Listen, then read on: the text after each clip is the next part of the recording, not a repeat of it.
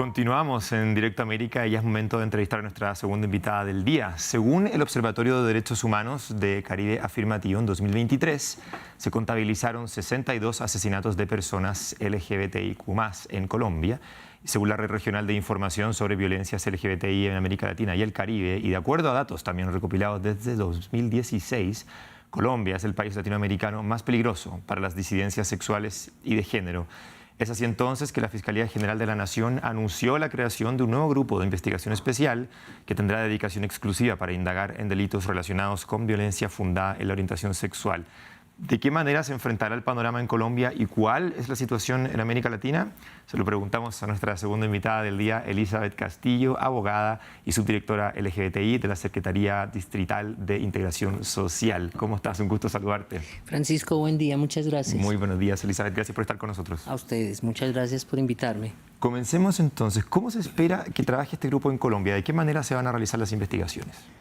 Pues es que es muy importante, primero es muy importante contar que desde el Estado se genere un grupo de investigación especializado para este tipo de casos en los que están atravesados por la discriminación, por el prejuicio, por el hostigamiento, y que investiguen específicamente las variables y cómo estas situaciones son diferenciales, cómo son, no es la misma violencia física que afronta una persona en la calle porque iba caminando que la que afronta a una mujer travesti porque le están sancionando su expresión, y que la Fiscalía General de la Nación asuma esa responsabilidad y que además se cree un grupo específico formado para esto, porque se necesitan unas gafas específicas para entender cómo funcionan estos patrones de violencia cuando son basados en la orientación sexual y en la identidad de género.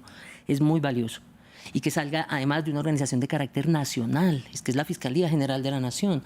Esto es sin duda una noticia muy importante para el país, para quienes hemos trabajado en estos temas toda la vida y para quienes estamos en la institucionalidad, porque además ha enviado un mensaje fuerte y es: sí se puede adecuar el Estado a la protección de personas homosexuales, bisexuales, trans, queer, de género fluido, no binarias y de otras identidades emergentes, pero que están siendo sancionadas por la forma en la que se expresan o se ven, o por la persona a quien aman. Exacto. Podríamos hablar entonces de un gran avance a nivel país. Absolutamente, y además es un avance regional. Inclusive no hay otros cuerpos de investigación de los otros países de América Latina, no son tantos los que tienen un grupo especializado como este. Así que no queda otra sino, por supuesto, felicitar y celebrar que esta es desafortunado que surja en las circunstancias en las que surge, pero es muy importante que desde el Estado haya una respuesta clara que reconozca las violencias diferenciales que afrontan las personas homosexuales, bisexuales y en particular las personas trans. Elizabeth, ¿por qué Colombia podría ser hoy, según las citas que yo estaba dando al inicio de la entrevista de estos informes, por qué Colombia podría ser hoy el país más peligroso de América Latina para las minorías sexuales? Yo no leería ese dato de esa manera, Francisco. Yo no creo que el hecho de que sea el número más alto reportado signifique que es el país con mayores riesgos o mayor vulnerabilidad.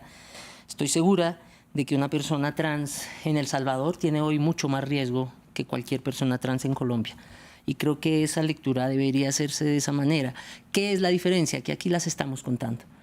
Que estamos conscientes de que los datos tienen que mostrarse para que se logre dimensionar el problema. Hay otros países de América Latina que ni siquiera han empezado a considerar variables diferenciales de identificación hacia las víctimas con el fin de poder sacar en el dato estadístico no a un hombre, porque es lo que revela la tarjeta de cadactilar. Llegó un cuerpo al medicina legal y al revisar, pues estas son las huellas de un hombre, y era una mujer trans.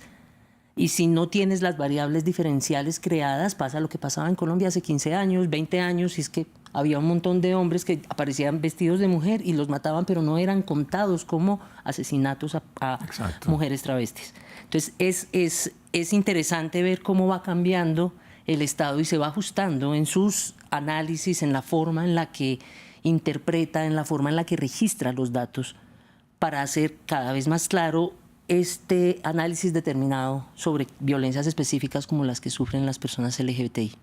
Hablamos al inicio de la entrevista de la importancia de este grupo de investigación especial que se acaba de crear. Hablemos ahora del objetivo. ¿Cuál es el objetivo específico de este grupo? El objetivo específico del grupo es investigación. Una vez ocurrido el hecho violento, que esto además es una cosa importante de explicar, esto es la Fiscalía General de la Nación, es cuando ya hubo un delito. Una vez ocurrido el hecho violento o el hecho victimizante, se activa este este equipo, este grupo de investigación, y desde ahí van a empezar a darle línea a las investigaciones regionales, a las seccionales de investigación de la Fiscalía. Porque este es un grupo que es muy importante que esté creado, pero sigue siendo un grupo pequeño en número. Y hay una gran cantidad de unidades de la Fiscalía en todo el país y deberían llegar sus directivas directamente, sus instrucciones de cómo investigar adecuadamente deberían estar en todo el país. Y eso es lo que van a hacer en un primer momento, un acompañamiento a todas las seccionales y además van a generar este grupo de nivel central que es el que va a empezar a pensar estratégicamente y a analizar estratégicamente los hechos victimizantes que son recurrentes, porque eso es también una característica de las violencias basadas en el género contra personas LGBTI, y es que son unos repertorios violentos muy similares. Entonces es muy importante poder identificar esos repertorios violentos porque eso es lo que va a permitir identificar a los victimarios y reducir los índices de impunidad, el objetivo principal en esta historia. Y es que los casos de violencia contra personas homosexuales, bisexuales y trans no queden impunes, sino que puedan ser sancionados de manera efectiva desde el Estado.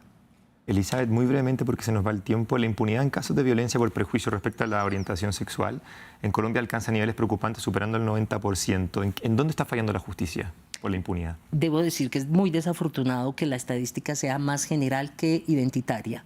Es decir, en Colombia tenemos una seria crisis de efectividad de la justicia, seria, y la impunidad sigue siendo muy alta en todos los grupos poblacionales. Pasa lo mismo en violencia contra las mujeres, pasa lo mismo cuando las víctimas son por personas que están vinculadas con la protección de tierras o que estuvieron en el conflicto armado. Hay un alto nivel de impunidad y eso tendría que acabarse, porque la función del Estado es sancionar efectivamente cuando se rompe la norma, por ejemplo, cuando discriminan a una persona por ser homosexual, bisexual o trans. Por ejemplo, no reconocerle el nombre a una persona trans es una forma de violencia. Y eso tendría que cambiar y es muy importante que desde el Estado se sancione. Clarísimo, entonces tu respuesta. Estuvimos con Elizabeth Castillo, abogada y subdirectora LGBTI de la Secretaría Distrital de Integración Social. Gracias por abordar este interesante tema y además importante para todo el mundo con nosotros en Directo América. A ustedes, muchas gracias. Muchas gracias a ti. Hacemos entonces ahora una nueva y breve pausa. Ya regresamos con más Directo América en France 24. Continúe con nosotros.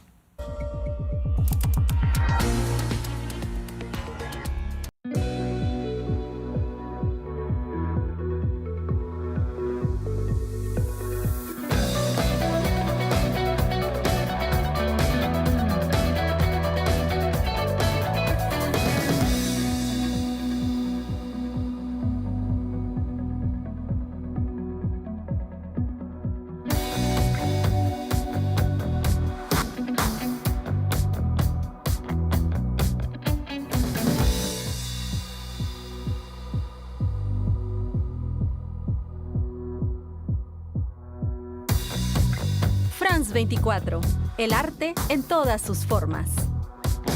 Liberté, égalité, actualité.